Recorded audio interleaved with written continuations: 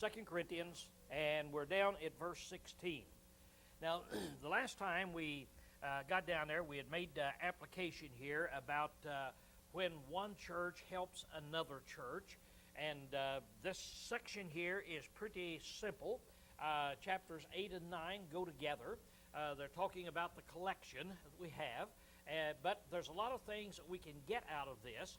And so because it is a very central section in church problems that come up, well, I want to deal with it just a little bit more. As we closed off the last time, some of you were saying, well, when can a church help this, or can you do it on an individual basis, and such things as this? Let's take a look here at what we've learned now.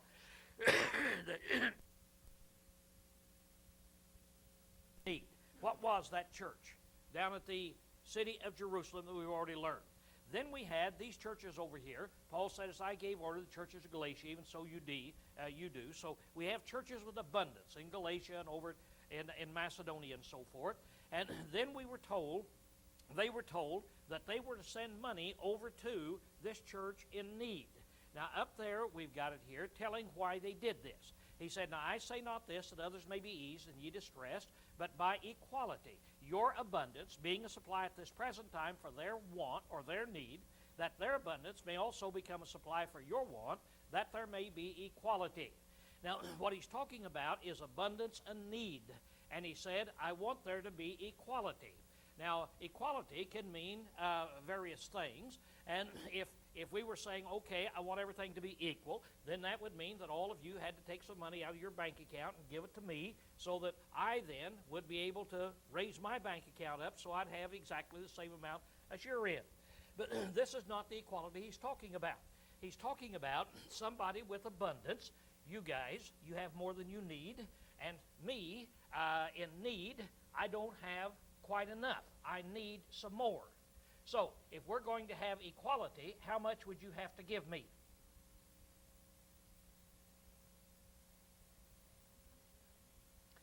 Take me out of the need area. In other words, provide my needs, so that I'm not living in a poverty situation where I am in need.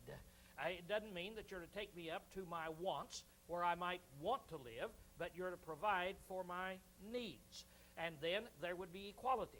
Equality in the sense that you might have $900,000 in the bank, and so I have now my food and clothing and shelter, and I have $100 in the bank. I have my needs met. You have your needs met. We have an equality as far as having our needs met.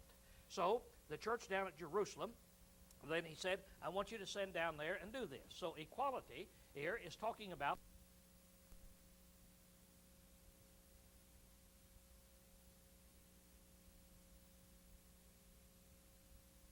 Jerusalem church may have an abundance, and in that case, then they can send to you.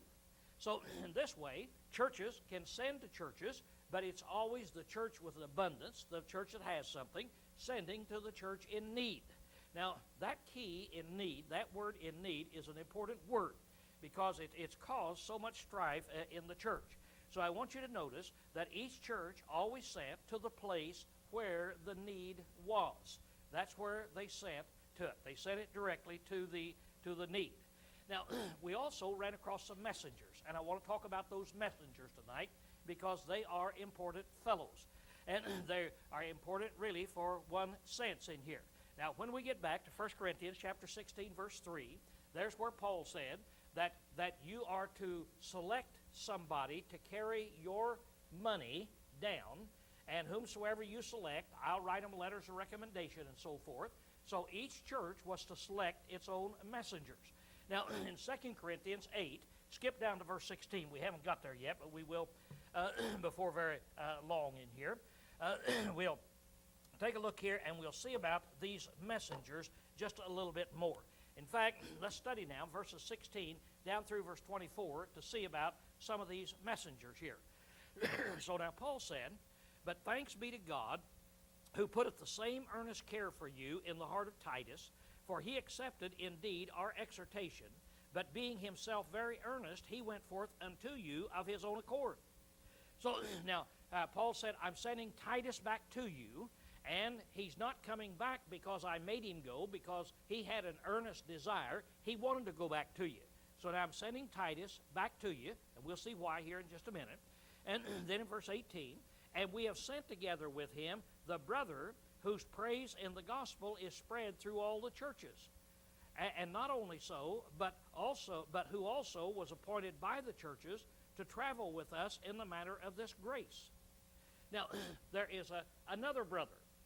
Now, we don't know who this brother is. Would these Corinthians have known who the brother was? When Titus and the guy walked in, see, they would know who he is. And it is surmised that he is Luke.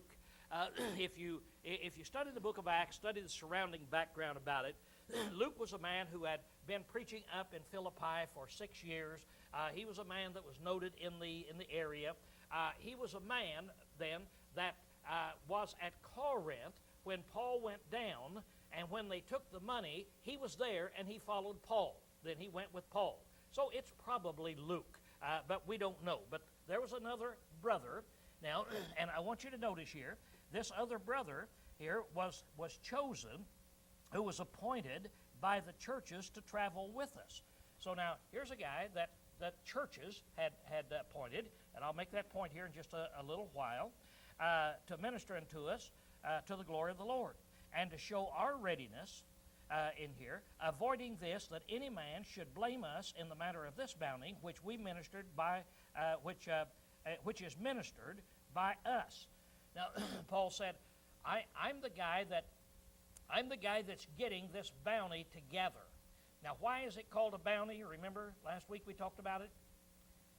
Because it's not a command. It's not a demand. He's not saying you have to raise so much money. He's saying, I want a gift that you're giving. A bounty is different than a command. In government, we call a command a tax, and so you have to do that whether you like it or not. They put bounties on various things, such as animals, especially in the old days, put a bounty on. And so if you want to go out and kill a coyote when there's too many of them out, then the government says, we'll give you $5. And they call it a bounty. In other words, it is a gift that they're giving. So now he said, I want this to be a gift that you're giving to this church. But I, Paul, I'm the guy that's getting this thing together. I'm the guy that commanded the Galatians. I am commanding you. I'm commanding up here the Macedonian churches. I'm telling them that they need to get this thing together. So I'm the one that is working this through. Now, he's making a point on that. He said, since I'm the guy that is doing this, I'm going to take spatial care so that nobody will be able to accuse me of something that is not right. Look in verse 21. For we take thought of things honorable, not only in the sight of the Lord, but also in the sight of men. So I'm having each church to select its own messenger, as I've already commanded you, and they're going to travel with me. They're going to carry your money. I'm not going to be the guy that carries it, because I'm going to take thought of things honorable in the sight of all men. Now, the Lord knows I wouldn't steal your money. He said not only in the sight of the Lord knows it, but in the sight of all men. What would the enemies of Christ have said had Paul gone around, collected all this money? He had, I have no idea how much, let's say $100,000 in a bag of money. And so he collected it, and he took it down to Jerusalem. And if he took every penny down and gave it to them, what would the enemies have said, though? He had this money. I bet he got 200,000, and he took 1,000 down. So Paul said, I'm taking thought of things honorable in the sight of all men. So you're selecting your own messengers here. Then in verse 22, and we have sent with them our brother. Now here's another guy. This is Titus and probably Luke, this other guy. Now here's another guy. And we have sent with them our brother, whom we have many times proved earnest in many things, but now much more earnest, by reason of the great confidence which he hath in you. So now we're sending another guy down there too. And we don't know who this guy is, but we're sending him because we have proven, we've seen him in action many, many times. We know he's totally trustworthy. And so we're sending Titus, we're sending this other guy that the churches know is trustworthy. We're sending this guy down there. We know he's trustworthy. And then he said, whether any inquire about Titus. So now if anyone's going to be asking about Titus, this is an interesting thing. Why would anybody at the Corinthian church ask about Titus when Titus is a guy that went over and took Paul's letter and he told him to get the collection together, and then he went up to meet Paul and now he's going back? Why would anybody ask about Titus?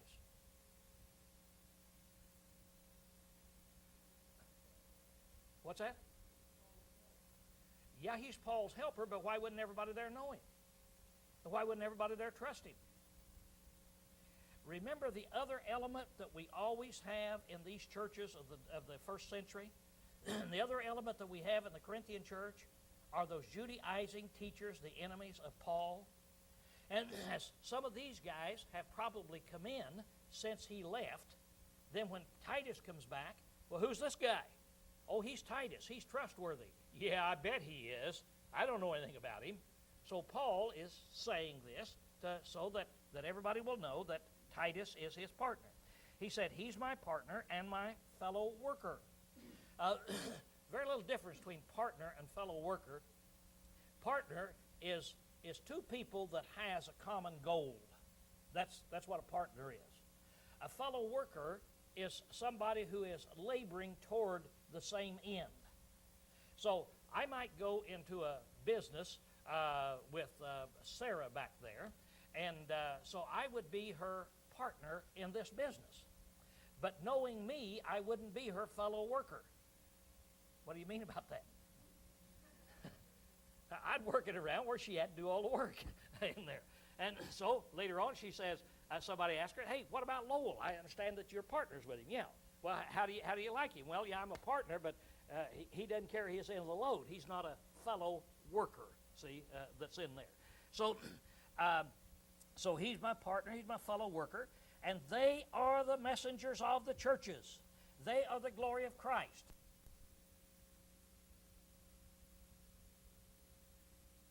Well, we can all learn a little bit. How important is that job of carrying a bag of money from one church to another church? I guess you could answer that in two ways. Because if we were going to send a lot of money somewhere and give it to somebody, how important would it be for that person to be totally trustworthy? It would be really important, wouldn't it, for him to be totally trustworthy. But now on the other hand, how much education would they need? How much preparation would they need in teaching the gospel? How much, how long would they have had to have been a member of the church? What kind of qualifications would it take to be a messenger, to carry a bag of money? Would you have to be a teacher? Would you have to be an elder in the church? Would you have to? No? You'd say, well, it wouldn't take much. And it really wouldn't. Carrying a bag of money is no harder than carrying a bag of trash out there. Now, the responsibility is greater, I understand that. But I mean, the work is about the same. But I want you to notice here that as these people would say, well, that this work is not very great. I mean, all I'm doing is I'm just carrying a bag. It happens to have money in it, but I'm just carrying a bag. Look at what it says about these messengers. They are the what? Glory of Christ. Their job is of such a nature that you look at them as the glory of Christ. That their job is very, very important, is what he's saying in here. Now, I'm just making this point because the next time that we think, well, the job I'm doing is not really important. It's not very important. I can't do this, I can't do that, I can't do this over here, and about all I can do is carry a bag or do some physical thing. Well, how important is it? See? And so let's never underestimate how important something is, because we wouldn't expect him to say here about these messengers, they are the glory of Christ. So he said, show you therefore unto them in the face of the churches the proof of your love and of our glorying on your behalf. So when he gets there, you show them now two things. You show them in here the proof of your love. What would that be? How would the Corinthians show the proof of their love? By having their money ready and giving it. And are glorying on your behalf. What does Paul say he's been doing? He's been bragging on them. Now, in the next chapter, we'll learn that he tells them, I've been up here at Macedonia, and I've been bragging on you. So I want you to live up to what I've been bragging about. And so that's what he's telling them here. So now here then, we have these messengers of the church. Oh, by the way, I want to point out one thing down here in verse 23 where it says messengers of the church. Does your Bible have a footnote and tell you what that Greek word is? Apostles. You are the apostles of the church. Now, what does apostle mean? One sent forth. Were these guys sent forth? Yeah. See, they were sent forth by the churches, and they had a job, and that was to carry the money. Now, they were not apostles of Christ. How many apostles did Christ have? Did he gather to send forth? 12. See? And in Hebrews 4, Jesus said, the Hebrew writer says, Jesus was an apostle of God. In what way would Jesus be an apostle? He was sent forth by God. So these people now are sent forth then in here. Okay, let's look at this now. Kind of draw a picture up here so that you can see, and I want to try to boil it down real quickly to where we can see what is going on. So here now we have these people who are messengers. They are taking the money, and they are taking it down to the church in need. Now let's draw the picture again down here in a different way. So here we have exactly the same thing, only this time we have one. Now, would it be okay for all of these churches to choose him and send the money down? Would that be okay? As you're looking at it, and maybe what we've read in here and so forth. Up here with 19, it says, and not only so, but who was also appointed by the churches to travel. So, evidently, several churches had appointed one man. See, several churches had appointed one man.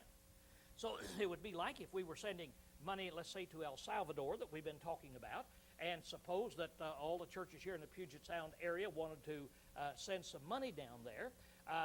They would send it down. Now, would they need to send it here to Monroe so we could approve the sending and make sure that everything is right? No. But we're going to choose, let's say, John Morrow. We send him down there because he's qualified, he's trustworthy, he speaks the language. Now then, suppose that Silver Lake hears that John is going. Would it be okay for them? Hey, John, would you carry our money too? And we want you to give it to this church down here, see? And another one. In other words, what is the job of a messenger? It's just to carry the money from one to the other. And every church is to choose its own messenger. Would it be okay for the church here in Monroe to call the church at Silver Lake and tell them, now we understand you're going to send money down, and so we're going to tell you, you will send it by John Morrow. We're going to use John, and so will you, because that's a sensible thing to do. See, only it's no. When you do that, then we've got one church making decision for another church, don't we? But here we choose John, they choose John. Every church is choosing its own messenger then as you do this. Now, let's look at it. We go just a little bit farther here. Let's take all these things away and start over now and see where a problem comes up in here. Here we have churches over here with abundance, and we have a church over here with abundance. Now, should there be any money passing forth one to the other, according to what we've learned? No, there's no need over there. Over here, though, there's some needy churches. Now, let's look at it. Are there needy churches in El Salvador from what we've heard? And in the Philippines? Yeah, there's needy churches out there. Okay, now here we have churches over here with abundance. Now over here we have a church with abundance. Let's suppose the red church now is the church here at Monroe. That we say, okay, we have an abundance, and we want to help those churches down in El Salvador. So we want these churches to send us the money so we can pool the money. Let's say each one sends us $1,000, so we got $4,000, and we'll put $1,000 in ourselves. That's $5,000. And then we, in turn, will send the money out, and we'll make the decision how much money each church gets out here. Now, if we do this, where have we gone wrong? Do we have one church making decisions for another church? We do, don't we? In other words, we're asking these other churches, send us your money. We'll put some money in. Then the elders here will decide how much money and the needy church. In other words, that thing in the middle, what we've got in the middle there, of where we set it up there in red, that is nowhere found in the Bible. Now, this is what is called a sponsoring church. And that sponsoring church is a church that collects money and then oversees the spending of the money somewhere else, sending it out where the need really is. Now, I want us to look real quickly, and we'll see all of this. What was the problem with missionary societies in 1849, benevolent societies in 1906, and sponsoring churches in 1952? Now, here are three things that have caused divisions in the Church of the Lord. Now, there was one big division before this, and that was what developed into the Roman Catholic Church. Remember, what was the cause? How did the Roman Catholic Church develop? When the Lord came, how many churches did he establish? See, one church. How did he organize his churches? Every church had its own elders overseeing that work. Then we find that in there they started elevating one elder above another. Then they started in communities, then having these elders to meet, and then elevating one, then elevating another, and finally we come up until we had one elder, the church in Rome, the elder in Rome. He then became the head of all the churches. And so he was the universal elder then over all the churches. And for universal, they called it Catholic. So he was the Catholic. He was the elder at Rome, so he's called the Roman Catholic Church then. So the Catholic Church developed because in the Lord's Church, they started centralizing things under one church. Now, there's been 3 periods of history that we've had problems in the church. Let's take a look at them real quickly, and I want you to see here how it works out. Here we have these churches, and we'll put elders over each one of these churches. Now, over here is a radio or a television tower in here, and you can preach over that. Now, is it okay for churches to preach over the radio or TV? Yeah, the Lord didn't tell us how to do it. Now, every church is independent of every other church. We need to remember that. Every eldership oversees its own work. So we decide we'll preach so much, another church is going to preach so much, and so we're each independent. So no question about that. But now watch what happens. Watch now where the problems started that is in here. Something came in the middle. Something came in the middle. Now then I've got down here anything where all churches may work through it, and it then oversees something, then it becomes wrong. Then you don't find that in the Bible. For instance, let's take one man. Let's say that I set myself up, and I say, you know, I can negotiate with here, and I can preach over the TV and so forth, and so on. And so everybody, all the churches, send money to me, and then I will oversee the preaching over TV and radio. Now then, who's making the decisions over the work of these churches back here? It's one man, isn't it? See? And you don't find that in the Bible. Let's change it to a church. Here we have what's called a sponsoring church. So here we have a church with its elders. Let's just suppose here this church at Monroe. So the church at Monroe sends out and says, hey, we've decided that we will oversee the preaching of the gospel over TV and here, but we don't have enough money. So we want all the churches to send us money. We then will choose the stations and the preachers and so forth. We will oversee the work. Well, we're overseeing that work. That's not found in the Bible. Well, let's try a board of directors. You take it out of the realm of a church. So it's just a board. We get 4 or 5 people here together tonight. We set up a board. We incorporate. And then we have all the churches to send us the money. And then we do it. See, there's no difference between it. And in the Lord's church, all of these things have been done. And this is what's caused problems in here. It's not the preaching over the radio, but it's the it's that intermediary that, whether it's one man or a church or a board, that takes the oversight of that over there. Now, if we were to say the work to be done is either preaching or teaching or helping the needy, it doesn't make any difference what it is. Whether it's a man or an eldership or a board that takes the oversight, all these churches send money to it. It's that thing that is wrong. See? It's the thing that is in the middle that is wrong. That's nowhere found in the Bible. Each eldership loses its oversight in this arrangement. They give the money, whoever it is takes the oversight to do the work out there. So again, you look at the work to be done that's out here. And if it's helping the needy. Now, in helping the needy, that's where people set up orphan homes.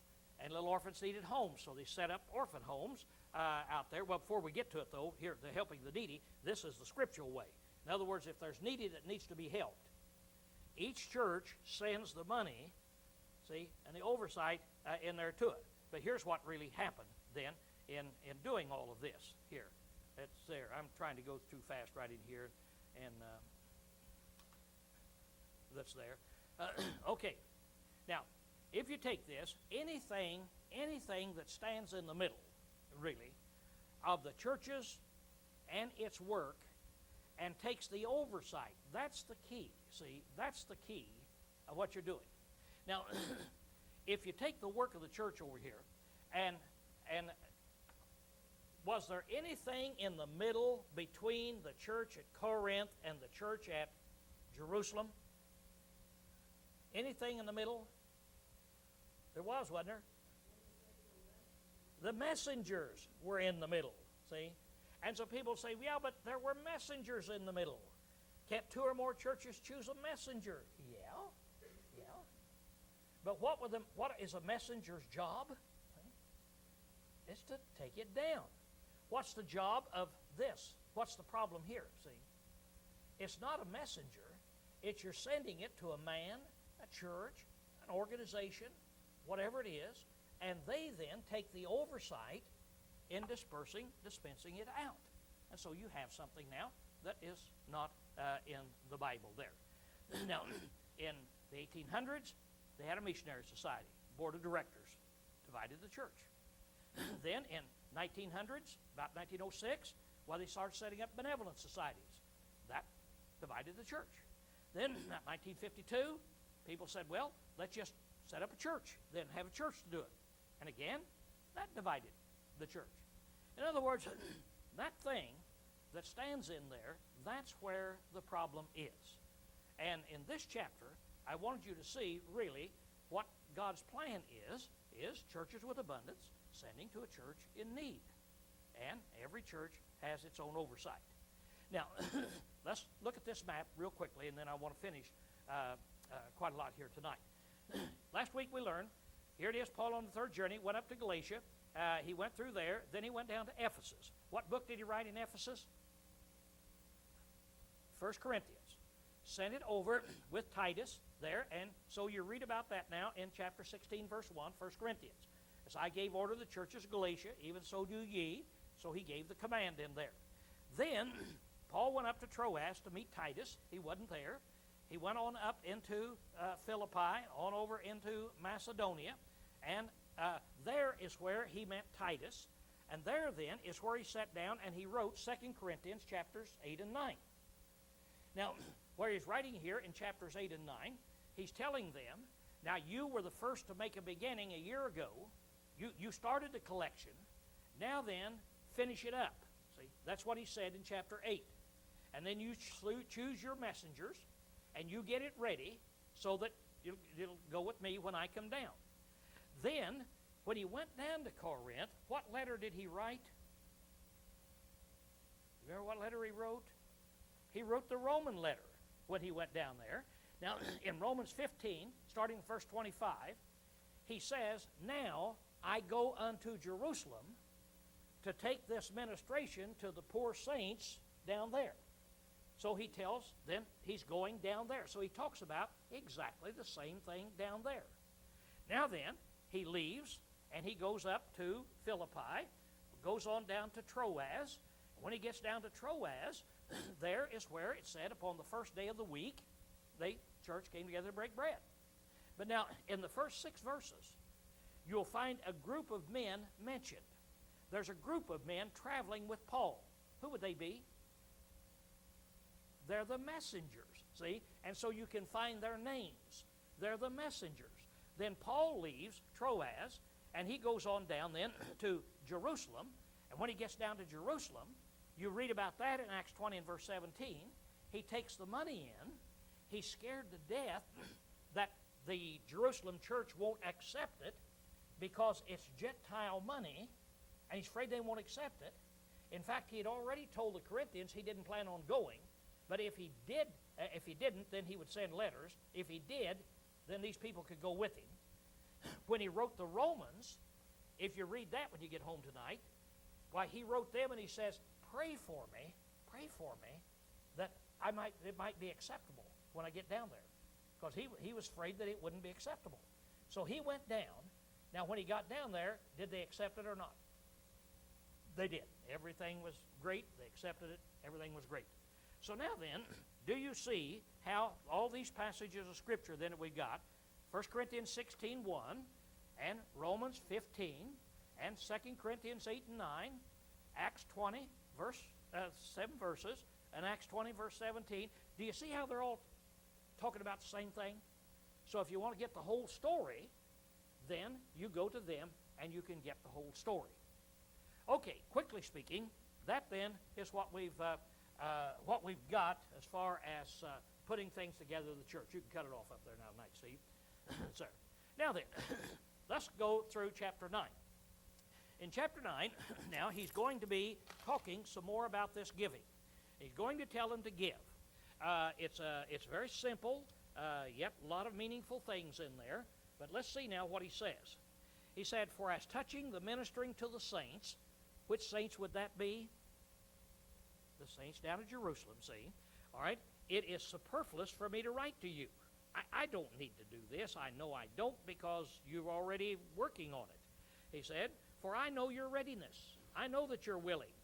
Of which I glory on your behalf to them of Macedonia, that Achaia hath been prepared for a year past, and your zeal hath stirred up very many of them.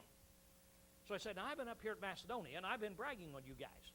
And I've been telling these people up here at Macedonia that you have made your beginning a year ago. You've been working on this thing for a year ago. And your zeal has stirred up many of them, and they're working now, and they're giving. In here. Then in verse 3, but I have sent the brethren that our glorying on your behalf may not be made void in this respect, that even as I said, ye may be prepared, lest by any means, if there come with me any of Macedonia and find you unprepared, we, that we say not ye, should be put to shame in this confidence. Now notice what Paul's saying here. Using a little psychology in here. He's saying, now, I'm sending these brethren down to exhort you to finish the job. You started a year ago. Now then finish the job, because I've been bragging on you up here. And if some of these brethren up here come with me, and they come down and find that you're not prepared, you haven't finished your job, that's going to be embarrassing to me, and I won't even mention what it will be to you, see, is what he's saying. So I'll not bring up the embarrassment on your part here. So get it ready. He said, I thought it necessary, therefore, to entreat the brethren that they would go before unto you and make up beforehand your afore-promised bounty, that the same might be ready as a matter of bounty and not of exhortation. So I've sent these 3 men down, that they now will come down and exhort you, that you made your preparation, you were ready to do this a year ago, and now I want it to be a matter of bounty and not as a matter of exhortation or of necessity that would be in there. So I want it to be a free will. I don't want to come down and some of these brethren from Macedonia come with me, and then I say, do you have your money? And you say, well, and I have to say, now get it ready. Well, okay, we got to, in other words, I don't want the pressure on. I don't want it a matter of necessity. I want it a free will offering. I want you to do it and get it ready before I get there. Now he said, I will tell you some principles to think about while you're giving. Now these are things, and of course these are things we need to think about while we're giving. So he said, now here's the principles you use. Here are the things that you think about when you're saying, okay, how much should I give of a free will? He said, but this I say, he that soweth sparingly shall reap also sparingly, and he that soweth bountifully shall reap also bountifully.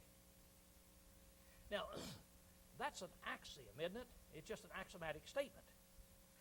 If you go out and a farmer is sowing wheat, and so he's got 40 acres out there, and he wants to save some money on the sowing of the seed, and so he takes a bushel of wheat.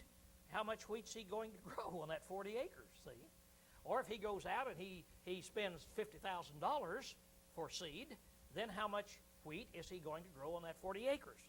So the more you sow, the more you're going to reap. What was it Paul told the Galatians? As a man soweth, that will he also reap. So this really is saying the same thing. He's just saying, now just remember, there is a principle of life.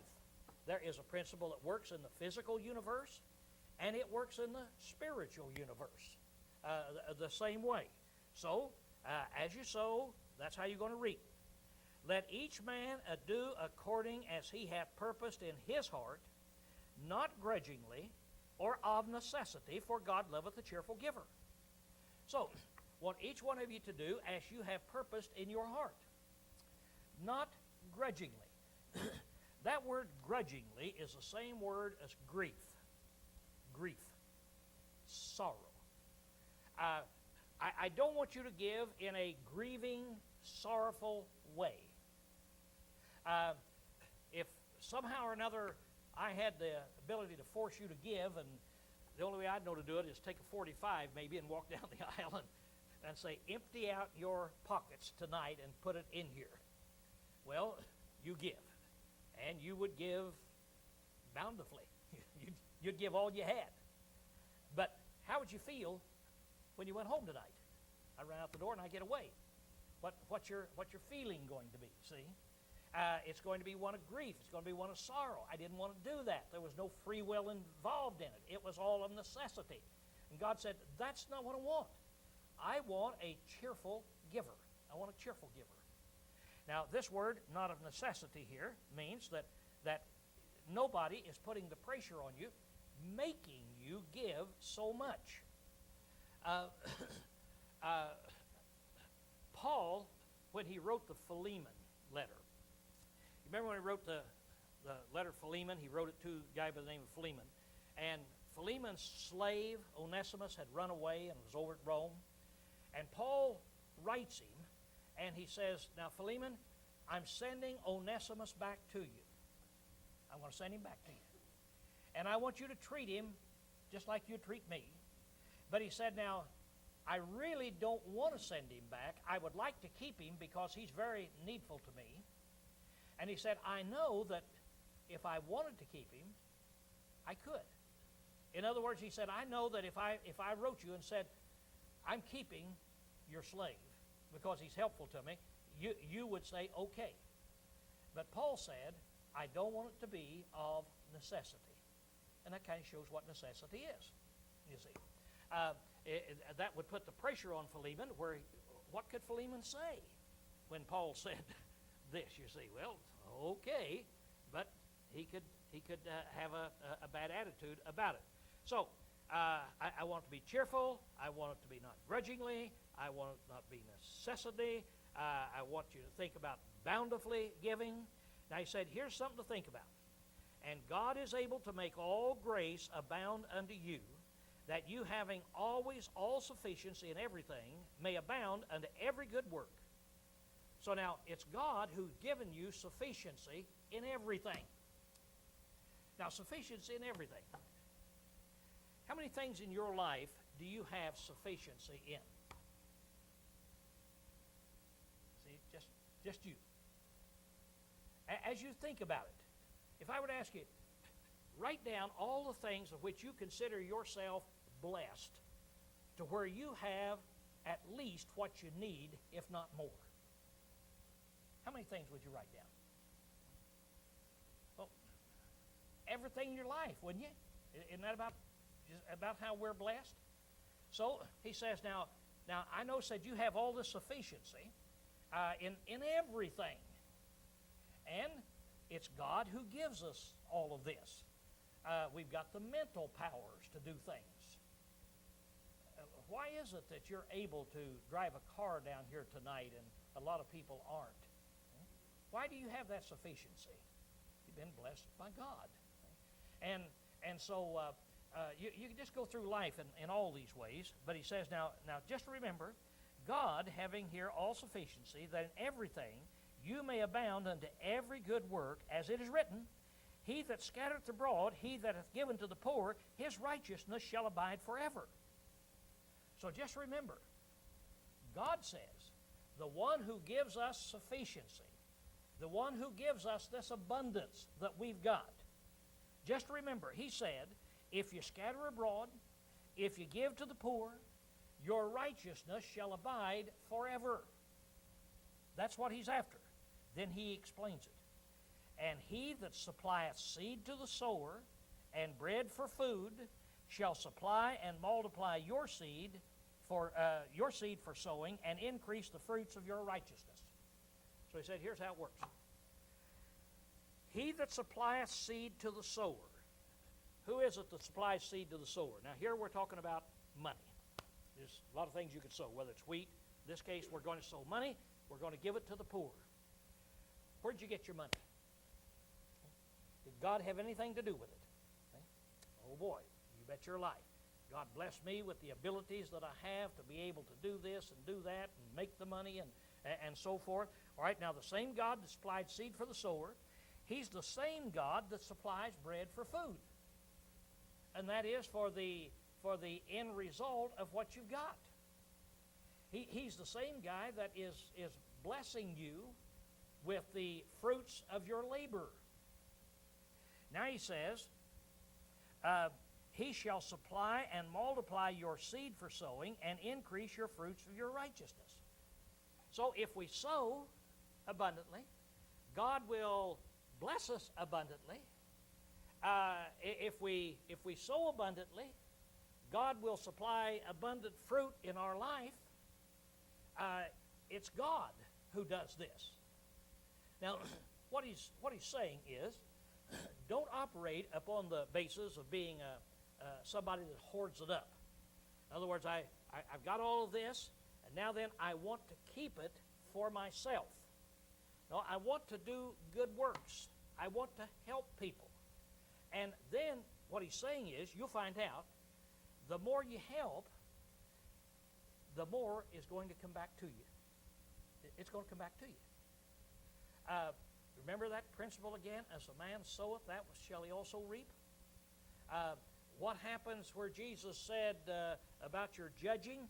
If you judge this way, how will you be judged?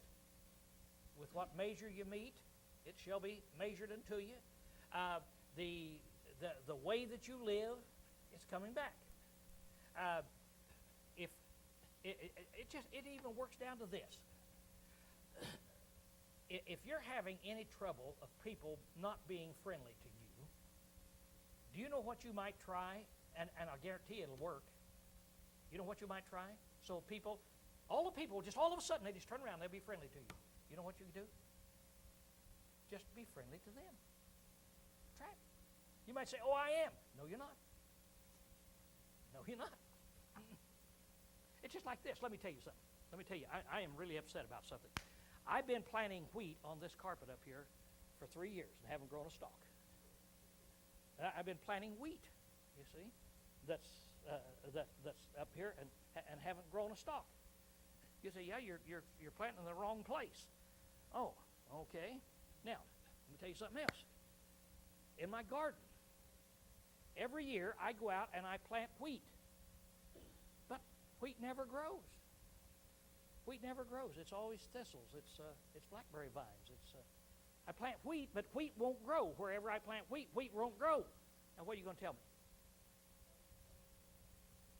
Well, it's not the wrong spot. What? Yeah, but I'm telling you, I plant wheat.